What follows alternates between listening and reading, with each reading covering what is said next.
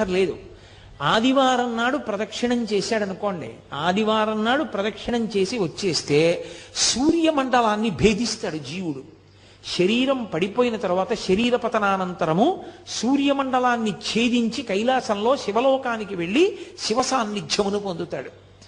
ఒక సోమవారం నాడు ప్రదక్షిణం చేశాడనుకోండి, జరామృత్యువులను దాటతాడు. జరామృత్యువు అంటే వృద్ధాప్యము, మృత్యువు. ఇదొక చిత్రమైనటువంటి విషయం. చాలామంది త్రిదళం త్రిగుణాకారం త్రినేత్రంచ త్రియాయుధం అంటుంటారు, కానీ అలా లేదు. అసలు యథార్థ పాఠం త్రియాయుషం అనుంది.